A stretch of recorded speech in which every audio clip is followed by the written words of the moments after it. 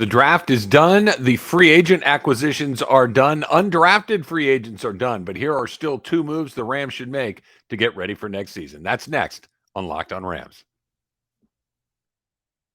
You are Locked On Rams, your daily Los Angeles Rams podcast. Part of the Locked On Podcast Network, your team every day.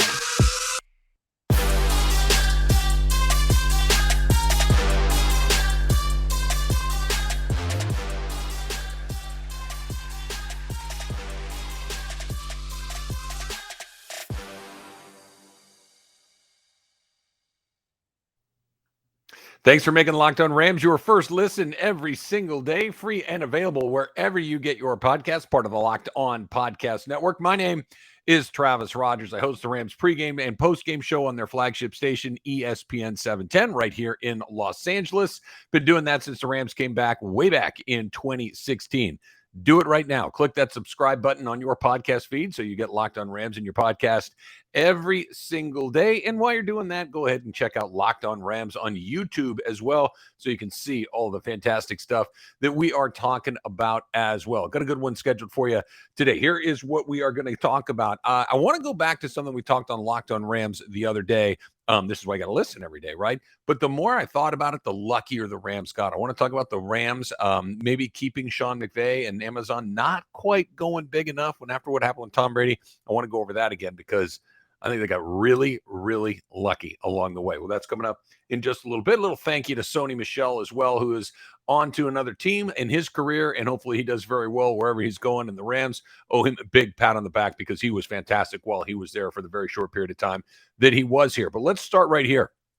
The season, of course, is still several months away, but teams are getting closer at least to kind of finalizing their rosters, at least how they're going to go into camp. Obviously, coming out of camp, it's always a little bit different, but there are still some players of note that are available, some guys that have become available in the last couple of days, weeks, and months, and the Rams still have a couple of holes that I think need to be addressed. Now, are they fatal flaws? I don't think so, but when you're trying to win a Super Bowl for a second consecutive year, you got to make sure that you are as tight as you can possibly be, that you have as few weaknesses as you can possibly have. And I think that there are a couple of things that the Rams could do, some players that have come available here in the last, like I said, weeks and days, months or whatnot, that are still available that they might want to seriously consider. Obviously, Odell Beckham's on the list. I think that's probably going to get done. I think that if someone else were going to come in heavy with some money, it would have happened by now. You never know. Injuries could change this a lot. If somebody has a guy that goes down and now they got to go get Beckham, the Rams are dealing from a position of strength. So I don't think that he's necessarily one of the top two moves that you need to get done. I want to start with this name right here. Melvin Ingram. Melvin Ingram, maybe if you are here in Los Angeles or maybe that you are in Southern California somewhere, you remember him from the Chargers. He was a very, very good player. Melvin Ingram was one of those guys that maybe wasn't at front of mind when you start thinking about best players at his position, but this is somebody that is an incredibly dynamic player that from 2015, he had a 10 and a half sacks, 10, easy for me to say, 10 and a half sack season. That's what I was going for. Followed by an 8 sack season, followed by 10 and a half, 7 and 7. Now, since then, starting way back in 2020, it's fallen off significantly. He had a 0 sack season, a 2 sack season, and then here we are. So it's fallen off. I get it. He's available. I would think that you would have an opportunity to go and pick up a player like that for a price, which matters because the Rams are dealing with, obviously, some budget constraints along the way. But think about what they did in the draft, or more importantly, what they did not do in the draft. They did not go and get somebody that's going to help them at the edge, that's going to be able to go and get that cornerback. Yes, you have Malcolm Floyd, or I should say Leonard Floyd, on the other side, who is going to be an impactful player. Again, I believe that to be true. But Von Miller is gone. Von Miller is not coming back. Von Miller's in Buffalo. And what the Rams were able to do, especially in the NFC Championship, especially in the Super Bowl, was overload opposing offensive lines with pick your poison. You get one of these two guys is going to get to where they need to go at the most important parts of the game. You can only do so much. Right now, this means Aaron Donald's going to get more attention. This means Leonard Floyd is going to get more attention. This means whoever else, whether it's Greg Gaines or whoever you're going to put over the top, Antoine Robinson, or Ashawn Robinson, I should say, these are guys that are going to get more attention because there's, one fewer guy that you have to deal with. You did not address it in the draft. I think that Melvin Ingram has a lot of football left in him. I think that he would probably be the perfect example of somebody who is going to benefit tremendously from playing with Aaron Donald. So he's coming off a season, played for a couple of different teams, the Chiefs and the Steelers, and wasn't great. Wasn't. You can call what you want. Wasn't great. They don't have an Aaron Donald. They do not have somebody that is going to draw so much. Think about, let's go back, right? You can go all the way back to Michael Proctor. You can go to Ndamukong Suh. You can certainly go to Dante Fowler. You can talk about Von Miller. You can talk about all of these guys that maybe have come from other places or were teamed up with Aaron Donald at various points in their career that were at their best. And this is not being disrespectful to them, I don't think. I think that this is a very good example of how good Aaron Donald is. These guys were at their best because Aaron Donald demands everybody else's attention. Melvin Ingram could fall into that and really, I think, rediscover what he was for those few years, like I mentioned at the top with the San Diego Chargers. This is an opportunity for you to really kind of revitalize your career, maybe make it seem like somebody else. Look, you're going to have to do something like this. Maybe you have to take a little bit of a haircut. Maybe nothing crazy, but an opportunity to come in and play on a very good team with a chance to go deep into the playoffs with arguably the greatest player of his generation on your side of the ball is going to draw a ton of attention.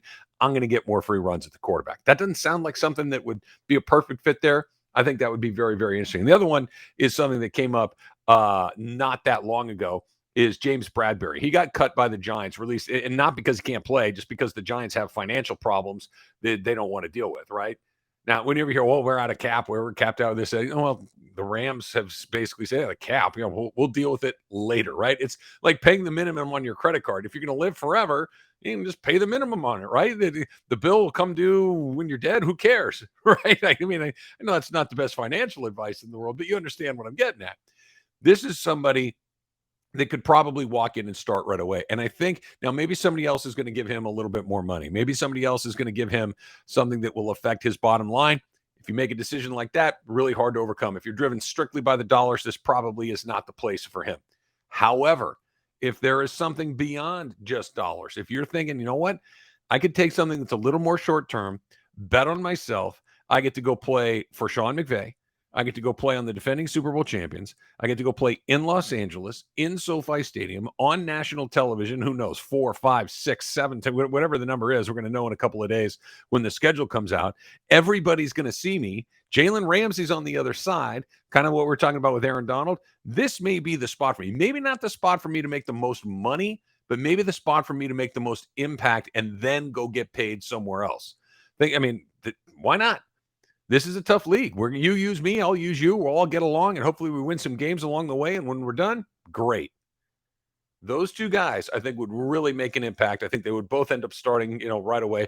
The secondary piece with James Bradberry, Rams have a lot of options there. They've got Long, they've got Robert Rochelle, they got all the players that they went and drafted. They've got some fixes there that maybe will work.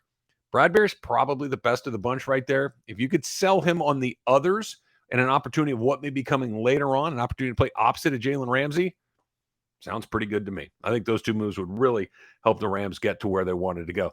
Kind of thinking the same way. What about Sony Michel last year? When all of a sudden they had a need at running back, they went out and got Sony Michel. He's headed somewhere else. A little pat on the back for him. That's coming up next. It's getting warmer, right? If you're here in Los Angeles, you see it's starting to warm up a little bit. It's starting to get that little early part of the summer. Before long, you're going to be at the beach. You're going to be at the backyard barbecues. You're going to want to look good. You're going to want to feel good. You want to feel like, I made some good choices along the way, which means you're going to have to start making better snack choices. This is where Built Bar comes in, right? Built Bar is the snack that tastes great. That's a really good choice. You think there's a lot of things that taste great, right? Potato chips taste great. Candy bars taste great. Not good for you at all.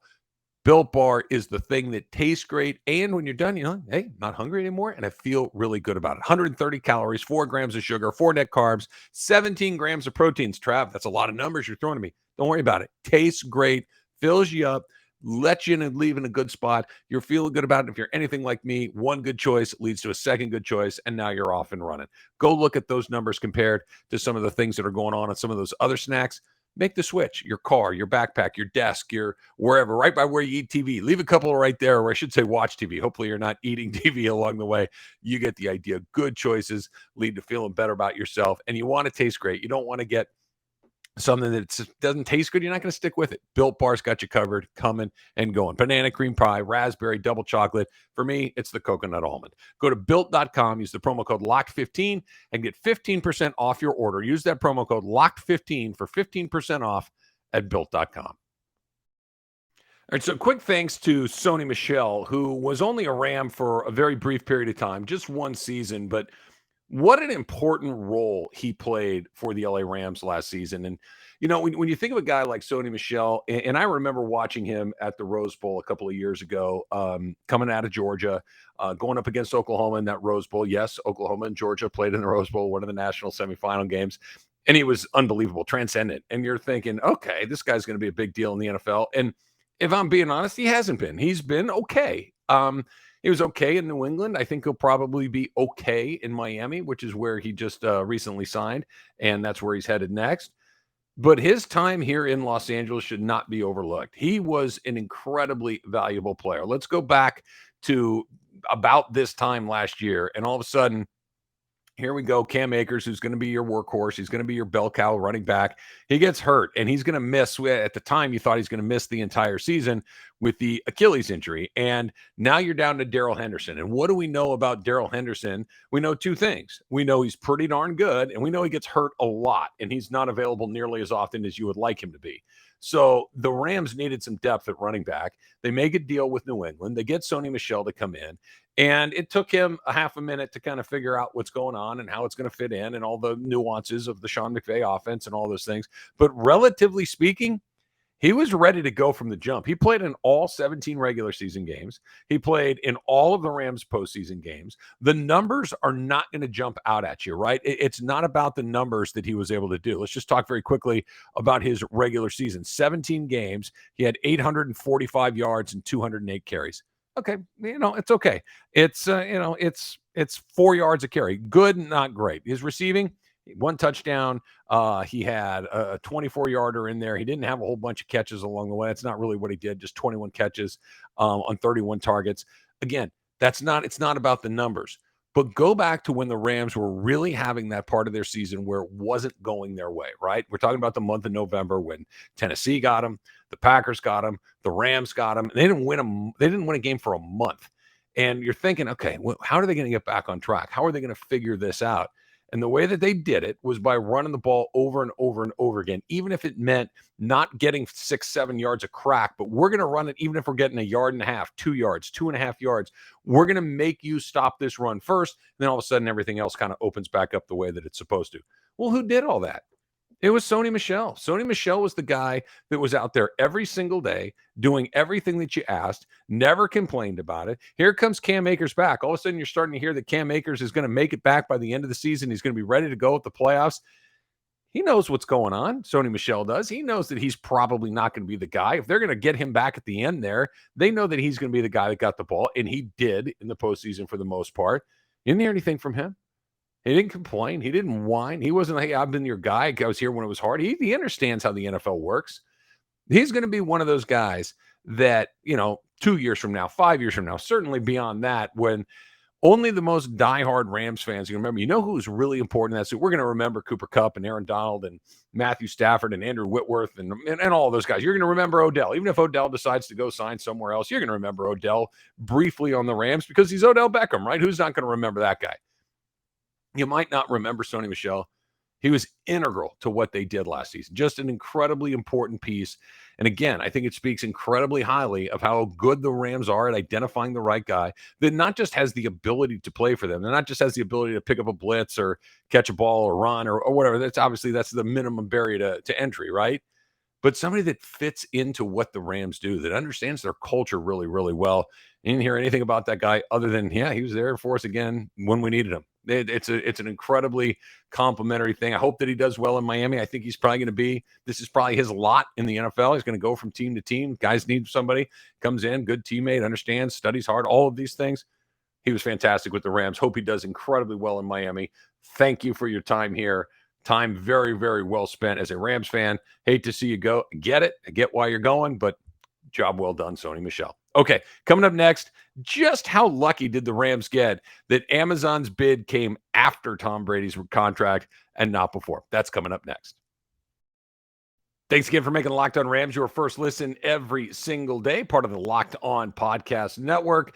So every time we talk about, the 49ers or the Raiders or whoever we're talking about, there's Locked On 49ers, there's Locked On Raiders, there's Locked On everything. So whatever you're looking for, we got you covered here on the Locked On Podcast Network. Okay, so the news broke earlier that Tom Brady's going to go get nearly $38 million a year for the next 10 years to go work for Fox, to go call football games. And in the moment, it was, wait a second, how much? They're gonna pay him how much to do what? And he's going to be in their broadcast booth, their lead team, and he's going to be a brand ambassador. I'm going to tell you very quickly what that means. He's going to do one game a week. He's going to get the sweetest deal you can imagine. He's going to fly in on a jet. He's going to fly out on a jet. He's going to be there day of. He's going to leave day of. All of those things. This is not going to be a grinded out, get the fourth best game on the network on any given week. It's going to be the primest, plumbest assignment. And then probably once in a while, he's going to have to go to a party or an upfront and shake hands with the CEO of a beer company or a car company or something like that. Okay, that's what he's going to get $37.5 million to do. Maybe he'll be good at it. Maybe he won't. I really do think it's a 50-50 shot. I think he knows football really well. I think that he's telegenic. Obviously, he's handsome. All the things that come along with that. But that's about half the equation. You have to be able to speak very quickly and concisely and be able to explain things in about a 10, 15-second window. Not everybody can do that. Tom Brady's personality is incredibly well curated, right? I don't know if he's funny. Like Peyton Manning, I feel very comfortable saying Peyton Manning's a funny guy. Peyton Manning's got a really good sense of humor. Eli Manning, too. Some of these guys are just kind of very glib and fun, and you get it. I don't know. Maybe he is. I don't know because he's been so careful about how he puts himself out there to the world, and I understand why. But the point is, I don't know how he's going to do. Will he be willing to criticize? I mean, look, that's part of the gig, right? You know what makes Troy Aikman, in my estimation, one of the better color analysts in the NFL? He's critical when it's time to be critical. Now, he's not Johnny Miller on golf where a guy misses a 30-footer and he says he choked. He's not doing that. But if you're listening to this podcast, you're a Rams fan, right? If you're a Rams fan, how often did you get frustrated watching Jared Goff make the same mistake over and over and over again? You know who else was frustrated by that? Troy Aikman. Troy Aikman would be just ready to pound his head on the desk. I can't tolerate what I'm looking at. He's got to make some plays. That's what makes a good analyst. Honesty. He's seeing it. We're seeing it. We want to hear our frustrations voiced the same way by the analyst. That's an important part. Is Tom Brady going to be willing to say when he's watching a game and I don't know, let's pick Aaron Rodgers, right? Let's say he's doing a Packers game, NFC. Very likely he will do a number of Aaron Rodgers games. If Aaron Rodgers makes a terrible decision, is he going to say, Aaron's got to do better than that? He has to know better than that right there. They totally played him. Big mistake by him. Is he going to say that? I don't know. I don't think so. Is he funny? I don't know. The point of all of this, Sean McVay is good at all that. Sean McVay is funny.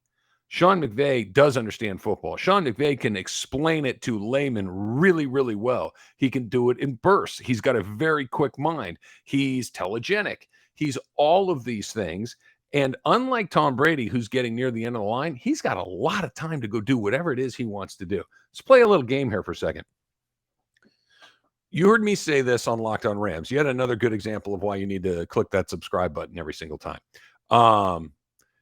When the order or the offer, the reported offer came in from Amazon saying, hey, how did $100 million over 10 years to go walk away from coaching and come into the broadcast booth and do this?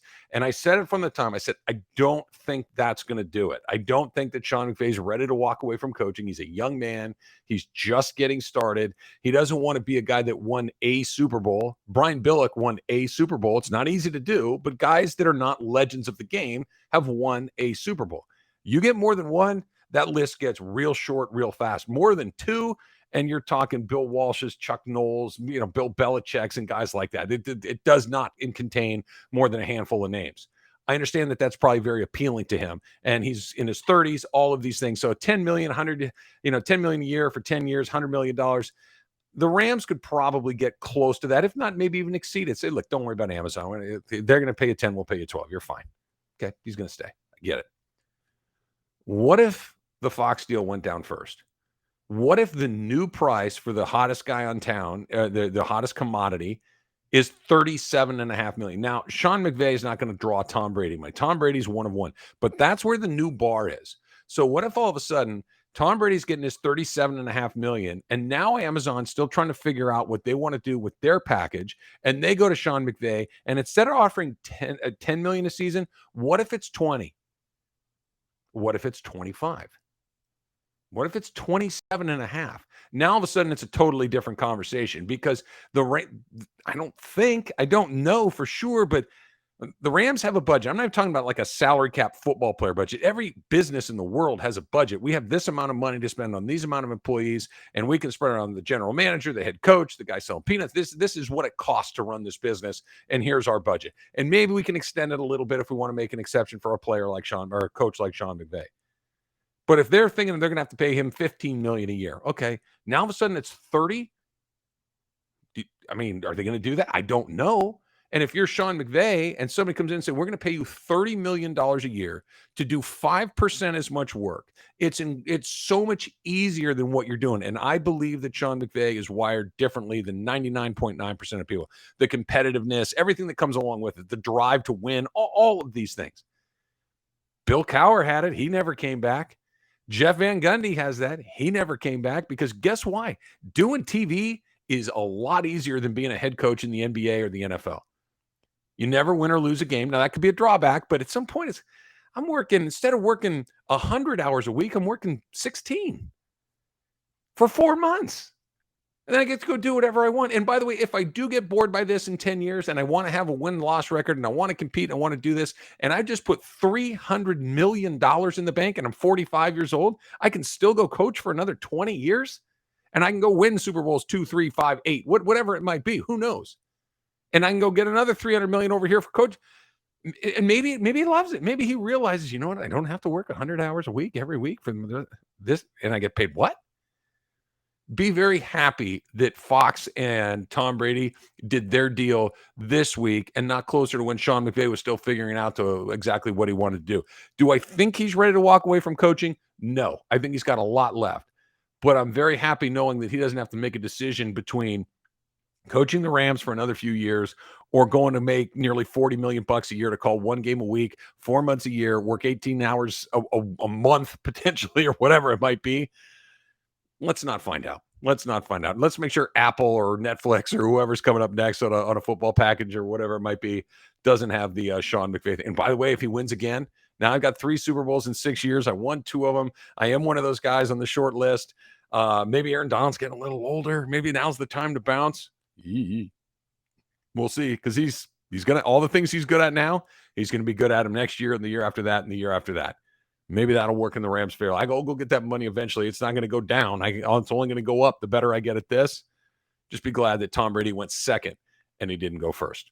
That's going to do it for this podcast, Locked on Rams. Thanks for making it your first listen every single day. Now make your second listen Locked on NFL. The schedule, well, it's coming out. No games for a while, but the NFL, it never stops, and neither does Locked on NFL. Get insights and opinions from the hosts, including Ross Jackson, Chris Carter, and Tony Wiggins, plus local Locked on NFL hosts repping all 32 squads. There's no offseason for real fans, so make sure you're subscribed to the Locked on YouTube channel and wherever you get your podcasts. Until next time, whose house? It's Locked on Rams' house.